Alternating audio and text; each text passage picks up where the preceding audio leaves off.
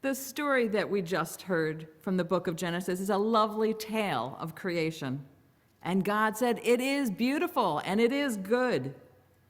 Now, I bet we could spend an hour or more regaling one another with stories on the beauty and goodness of the earth that we've seen in our own personal travels, but that's not where we're going to be headed today. This week, Earth Day will be celebrated worldwide. And although it's not religious in nature, it's worth looking at where we are. And as God said, I make you trustees of my estate, so care for my creation. Do you know just how we're doing with caring for God's creation? God, as we've already heard, has been with us in the house this morning. Now I'd like to share with you several stories which came from the New York Times, but is being reported to you this morning by Jesus, one of their new environmental reporters. He almost didn't get hired because of the darkness of his skin, and he was an immigrant, but his life experience and his references were out of this world and landed him the position. Did you know that transportation is the largest source of greenhouse gases generated by the United States, the second biggest polluter of the planet behind China? Jesus' first story came out this week that the Biden administration proposed the nation's most ambitious climate regulations to date. 2 plans designed to ensure 2/3 of new passenger cars and 1/4 of new heavy trucks sold in the United States will all be electric by 2032. If the 2 rules from the Environment Protection Agency are enacted as proposed, they would put the world's largest economy on track to slash its planet warming emissions at the pace that scientists say is required of all nations in order to avert the most devastating impacts on climate change. It was said this is historic news. But the EPA also proposed a companion rule governing heavy-duty vehicles designed so that half of new buses and 1/4 of new heavy trucks sold, including those big 18-wheelers, would all be electric by 2032. Now, these regulations will surely face legal challenges from those who see them as government outreach.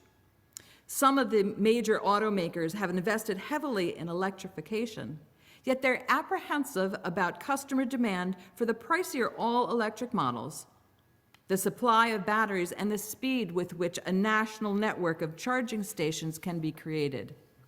Now, Jesus reported earlier in a report that almost half of the electric charging stations that are out there on the roads now don't work.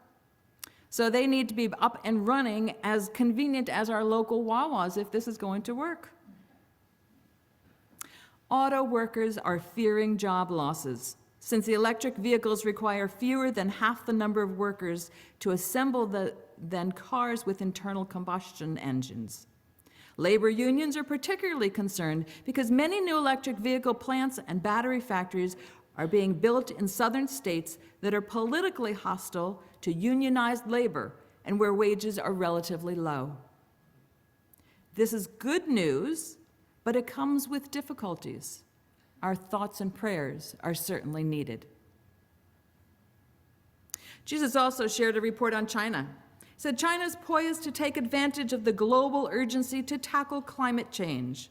They are the world's dominant manufacturer and user of solar panels and wind turbines.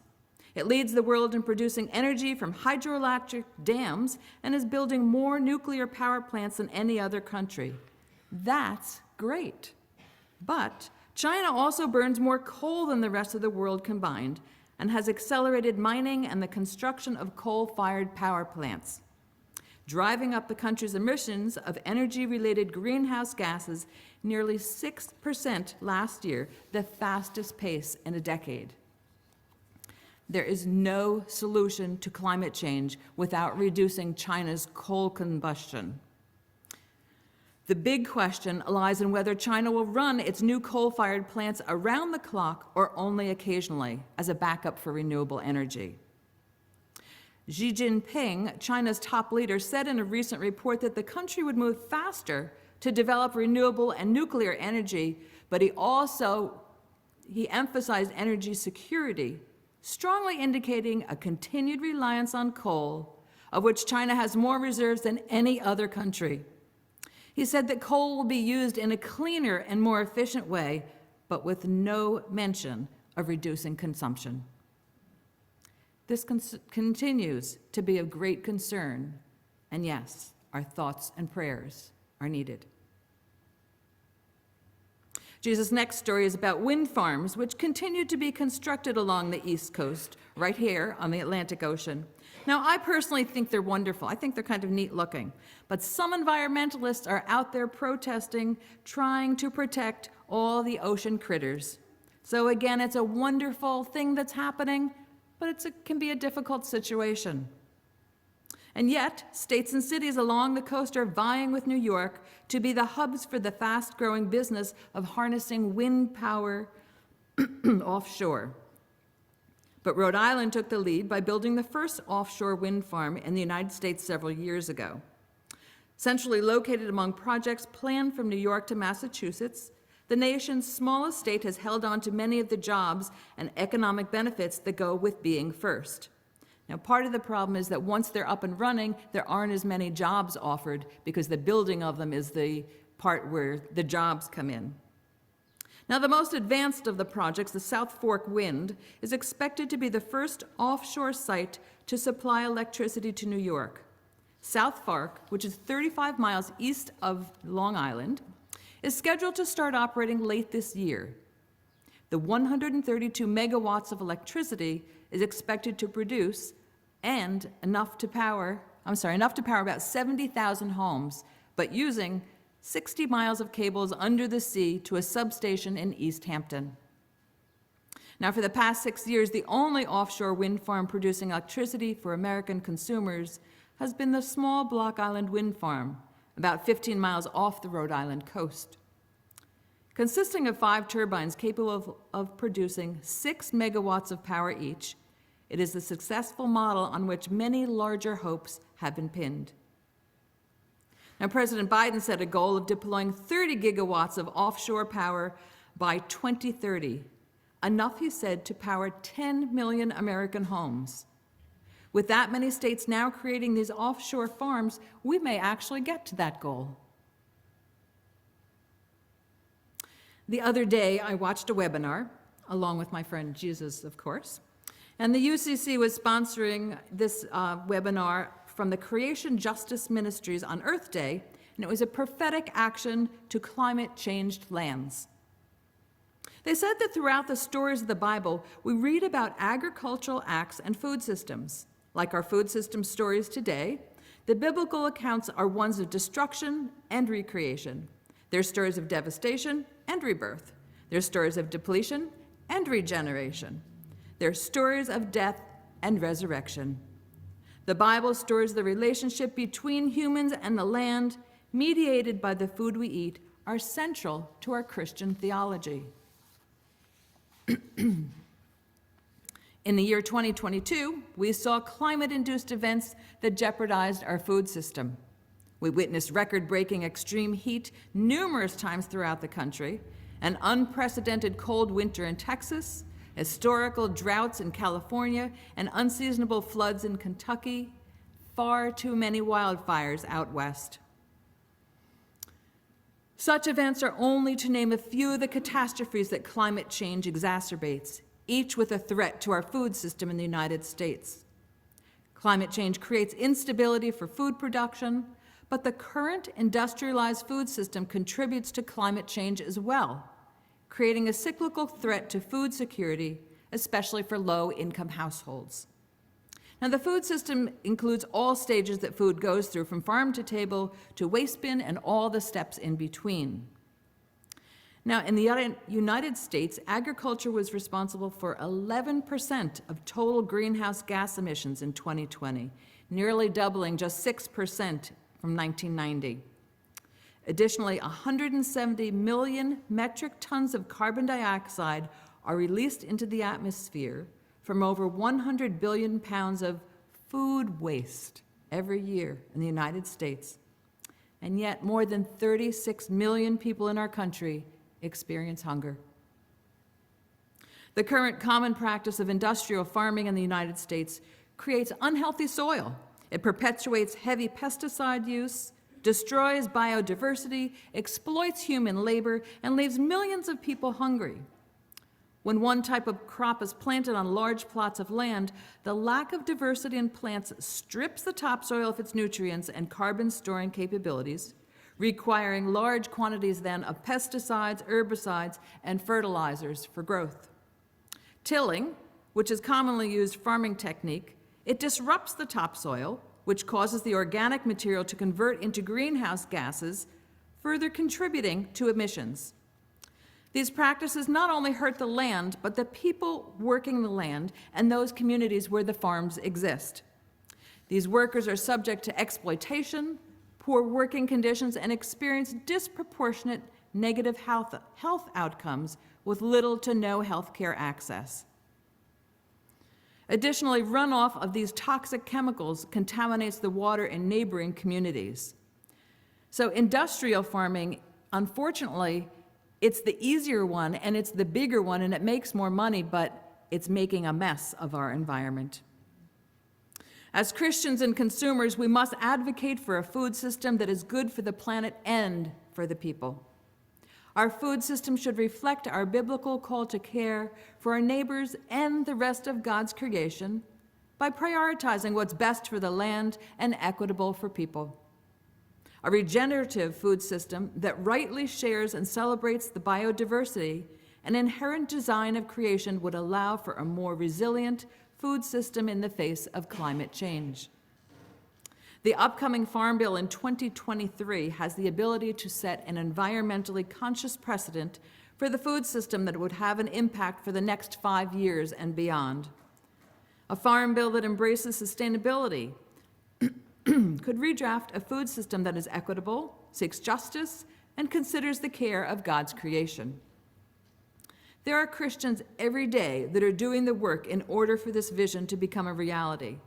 Now is the time for policy that creates an equitable and sustainable food system on a national level. In next week's announcements, you'll find a copy of a letter which you can print off and mail or email to your representative, your local representative, or to your congressman in support of the Farm Bill. Now, the Farm Bill only comes around every 5 years, so it's important that we all do, try to participate in this. Now, you might be wondering, how does the Farm Bill affect the environment? Well, agriculture was responsible for 11% of the total U.S. greenhouse gas emissions in 2020, up from 6% in 1990. 170 million metric tons of carbon dioxide are released into the atmosphere from the food waste, while over 1 billion pounds are wasted annually, while more than 38 million people in the U.S. experience hunger.